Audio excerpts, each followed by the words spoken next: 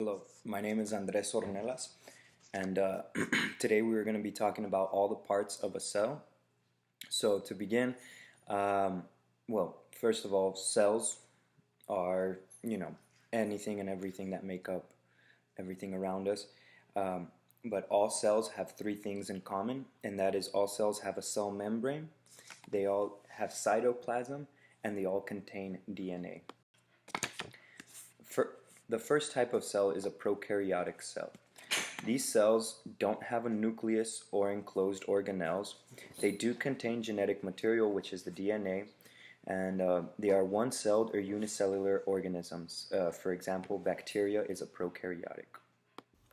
So the next thing is flagellum. So flagellum is made up of a microtubule arrangement, which is for moving stuff to the outside of the cell.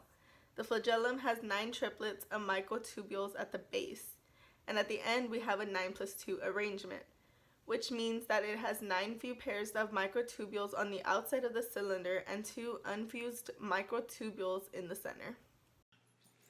Another type of cell is the eukaryotic cell, and those are the ones that we have in our bodies. These are more advanced complex cells. They are found in plants and animals, and these do contain organelles.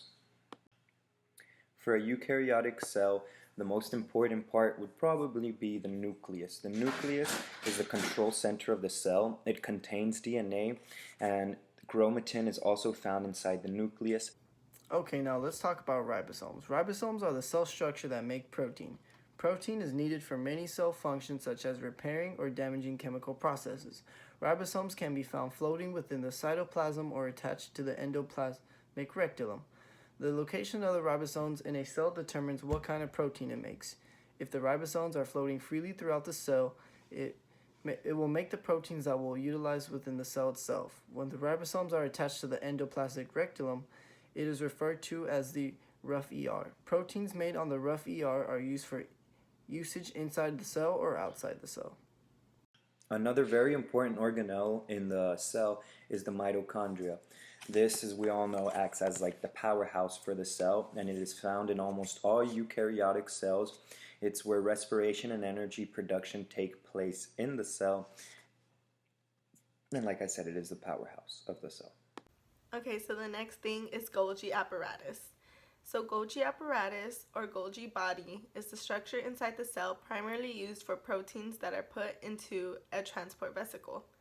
So the job for the Golgi apparatus is to process macromolecules like proteins and lipids when they are synthesized within a cell. So it basically means that it modifies lipids and proteins. And it is present in most eukaryotic cells. The next thing is the cytoskeleton.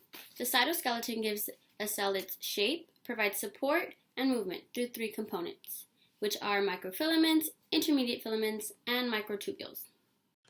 Another organelle is a chloroplast, and this is found in plant cells. It accounts also for why they have their green color, and it's a plastid that contains chlorophyll, which gives it that green color. It's where photosynthesis takes place, and it's an organelle that specializes in compartmentalizing. Also, we have the rough and smooth endoplasmic reticulum, and this really is a network of tubes through the cell. It works kind of like the highway. It sends messages from across the cell, and it is also usually involved in protein and lipid synthesis. Okay, so the next thing is vesicle and central vacuole.